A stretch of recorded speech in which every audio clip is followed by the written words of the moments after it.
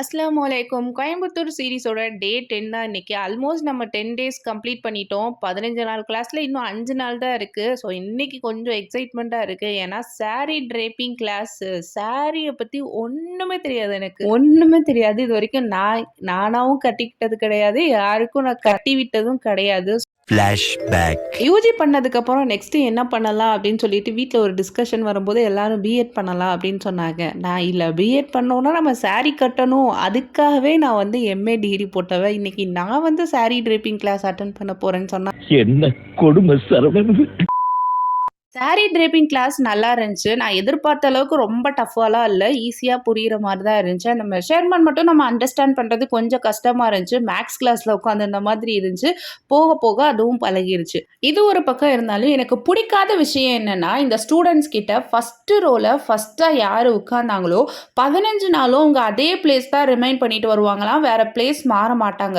முன்னாடி இருக்கிறவன் பின்னாடி போகவே முடியாது. பின்னாடி இருக்கிறவன் முன்னாடி வரவே முடியாதாம். இத அவங்களாவே ரிமைண்ட் பண்ணிட்டு வந்தாங்க. அகாடமிலேருந்து இப்படி சொல்லவே கிடையாது. எல்லாரும் ஈக்குவலாக தானே ஃபீஸ் பே பண்ணுறோம். அப்போ எல்லாருக்குமே ஃபஸ்ட்டு ரோல உட்கார்றதுக்கான சான்ஸ் கொடுக்கணும் தானே. ஓகே ரைட், கொடுக்கல விட்டுறலாம்.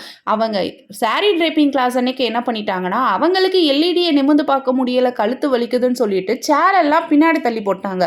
அப்போ பின்னாடி இருந்தவன் இன்னும் பின்னாடி தள்ளி போயிட்டான். எனக்கு இப்போ எல்இடியும் கிளியராக தெரியலை, லைவ் கிளாஸும் எனக்கு சின்ன சின்ன விஷயங்கள் பார்க்கவே முடியலை. ஃபஸ்ட்டு ரோக்காக நான் பேசலை. ஃபஸ்ட்டு ரோவில் உட்கார்ந்தா தான் கற்றுக்க முடியும்னு கிடையாது. நான் எங்கே உட்காந்தாலும் நான் கற்றுப்பேன். எனக்கு ஒன்று எல்இடி நல்லா கிளியராக தெரிய விடணும், இல்லைனா ஃபஸ்ட்டு ரோவை விட்டுறணும். நான் ஃபஸ்ட்டு ரோலையும் உட்காந்துப்பேன், லைவ் கிளாஸையும் நல்லா பார்ப்பேன். எனக்கு எல்இடியும் கழுத்து வலிக்காமல் தெரியணும், சொகுசாக பின்னாடி தள்ளி போட்டுப்பேன்னா அப்போ 50 பேர் கூட்டத்தில் லாஸ்ட்டாக உட்காந்து ஒன்றுமே புரியாமல் இருக்கிறதுக்காக நான் இவ்வளோ ஃபீஸ் பே பண்ணி வர்றேன். அவங்களோட அசிஸ்டன்ஸ் கிட்டேயுமே நான் எவ்வளவோ கூப்பிட்டு சொன்னேன். பட் அவங்க எங்களாலே எதுவும் சொல்ல முடியலை அப்படின்னு சொல்கிறாங்க. பட் அவங்க தானே அதுக்கு ரெஸ்பான்சிபிலிட்டி. அவங்க கொஞ்சம் ஸ்ட்ரிக்டாக சொல்லியிருந்திருக்கலாம். ஒன்று நீங்கள் சேரை ப்ராப்பராக அரேஞ்ச் பண்ணுங்க, இல்லைன்னா நீங்கள் பின்னாடி எந்திரிச்சு போயிருங்கன்னா அவங்க கிட்ட அவங்களாவது ஸ்ட்ரிக்டாக பேசியிருந்திருக்கலாம். பேசலை.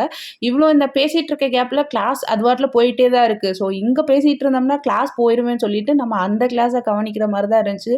ஒரு வழியாக ஏதோ ஒரு டென்ஷனோடய அந்த கிளாஸும் முடிஞ்சிருச்சு அன்னைக்கு. வீடியோவுக்கு மறக்காமல் லைக் பண்ணிடுங்க, என்னோட பேஜை ஃபாலோ பண்ணிடுங்க. தேங்க்யூ, பாய்.